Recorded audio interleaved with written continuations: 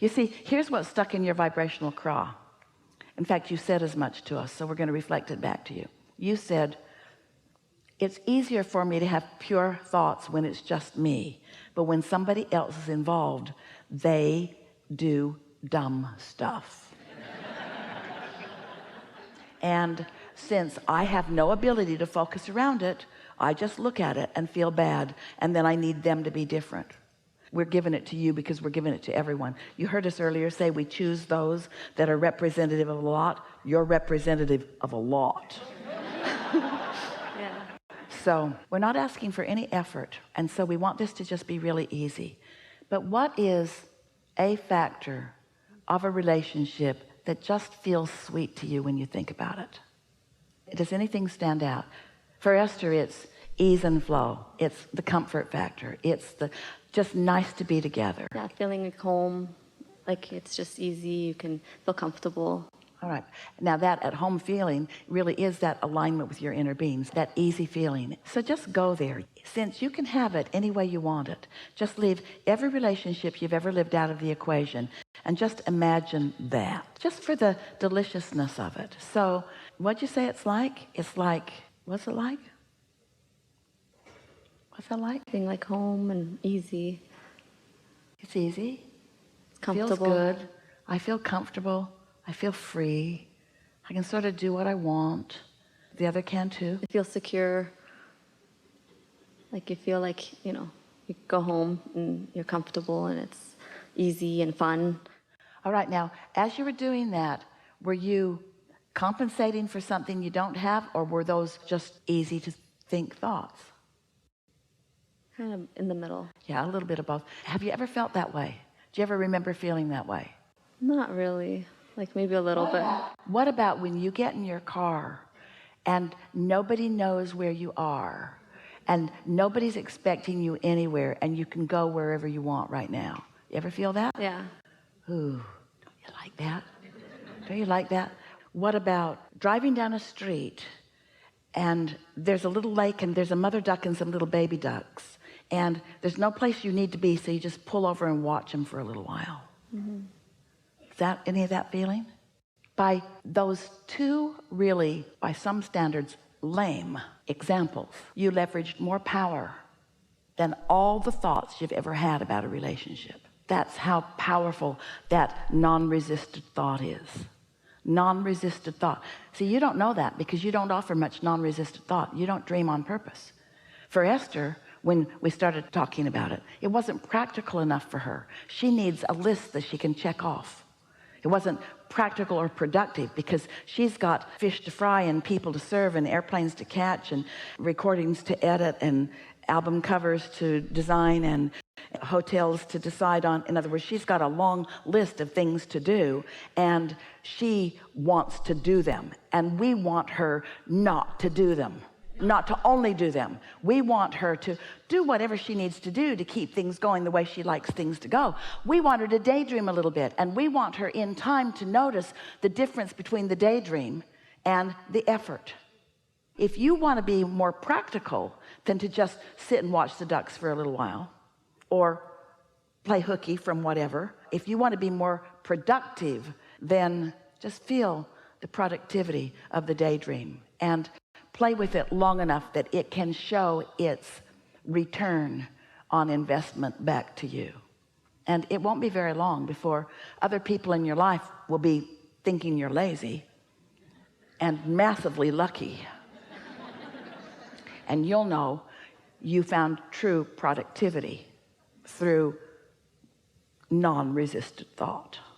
Do you know that every empire, every invention, every great big pile of money, investment money, every magnificent sculpture or monument or structure, everything like that was 99.9999999 created in the thought form before the first board was dragged up and the first nail was put in it, before the first employee was hired. In other words, your creations are in your vortex and you've been putting them there.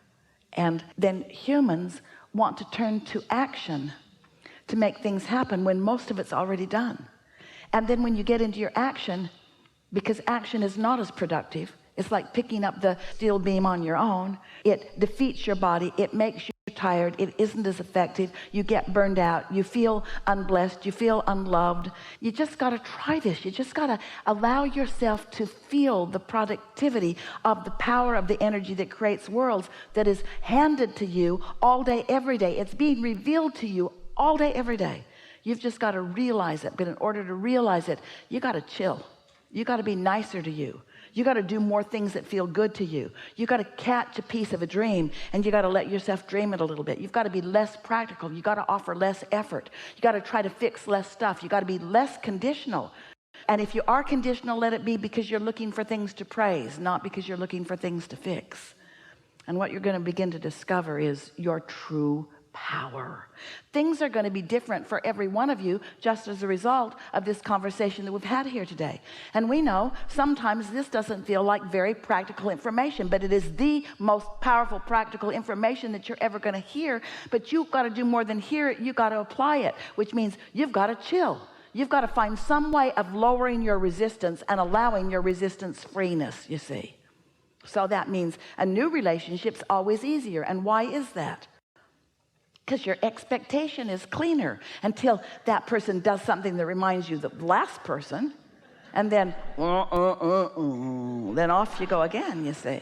So it doesn't really matter who the person is that I'm in a relationship with, is what I'm realizing, because it's well, all it does matter. It matters in that way, because you've put specific things in your vortex. You put things into your vortex. You have preferences, and they do matter. You should get everything that you want. But until I sort out what's going on with me and figure out how to, be in my vortex or be on my own, that's effort. So, okay. That's effort. Go watch ducks. Okay. Okay. Because the effort isn't getting it. Yeah. Aren't you tired? Yeah, I'm tired. Aren't you weary? Don't you want a good one to show up for a change? You need to do something different. It requires understanding a few things. Do you accept that you are an extension of source energy? Yes. And do you accept that you've created a vibrational reality that is in the gestation process, but is ready to be born into your experience? Do you accept that, or some degree of that? And do you understand vibrations? Do you know that you can't set your radio dial on 101 AM and hear what's being broadcast on 98.7 FM? Does that make sense to you? The frequencies of the transmitter and the receiver have to match up. So your vortex is broadcasting on this pure positive channel. And if you're all mucked up in your receiving, then you're not getting it. And then when you don't get it, you think, oh, well, I better do something about this.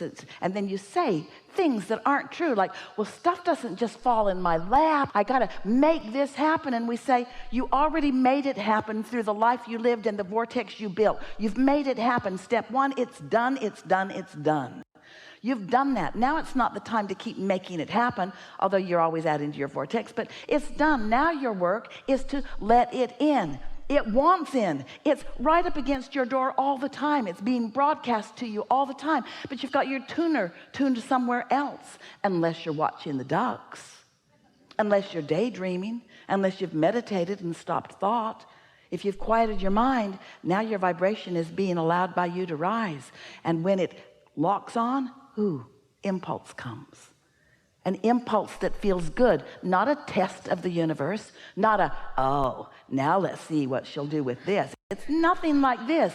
Once you lock on, once you get into the receiving mode, the impulse that comes is a nice ride. It's a really, really, really nice ride. Nothing Esther likes more than to get on the open road in some machine. The open road, because you just don't know what's out there for sure. It's just so much potential of so much good stuff. And in her little Jeep, that Jeep's four-wheel drive. She can take it places that she could not take the monster bus.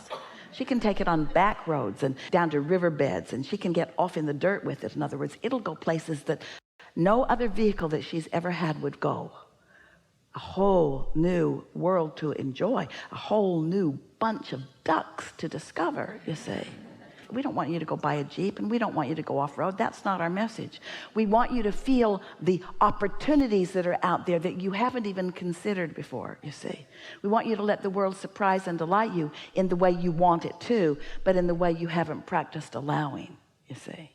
So you feel a little less practical now in terms of doing, and a little more practical in terms of letting the leverage of the universe assist you? Yeah, I do want to let go, but I find that it's just harder when I'm, like, I have to believe it, and I have to, like, believe that my vortex, I can stop putting stuff in my vortex. Listen to your words. Listen to your words. With these words, you are doing the opposite of everything that we've just been talking about. You're facing reality. You went right back to, yeah, but this is where I am, and I'd like to do what you're suggesting, Abraham, but here is where I am. And we say, but here is not where you need to be. You could daydream. You could have as easily said to us, yeah, I'm going to dream a little more. I'm going to give myself a little more freedom to dream. I'm going to get out there ahead of it. I'm going to segment and tend more.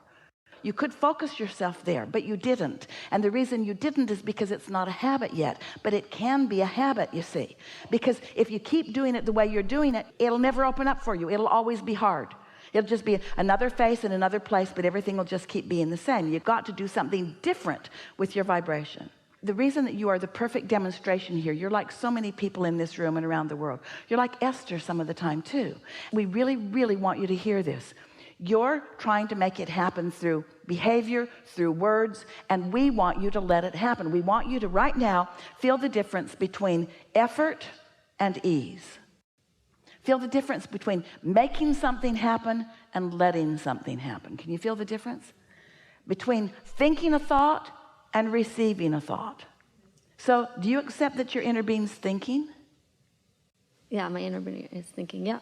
And do you accept that your inner being is thinking about the things that are important to you? Yes. So do you accept that your inner being is thinking about what you want relative to a relationship, and knows what you want, and knows the path of least resistance to get you right to it? Yeah. And so do you want to be the one who does the thinking, or do you want your inner being to be the one who does the thinking? Because your thoughts aren't working out so good. We're just asking, do you want to think this through and make it happen and make a determination and go get it done and say the words and make the reservation and bang it into place and offer the effort and analyze when it doesn't? Or do you want to chill? Do you want to dream a little? Do you want to just imagine? Do you want to segment and tend? Who do you want to do the thinking for a while? Inner being. Does that bother you?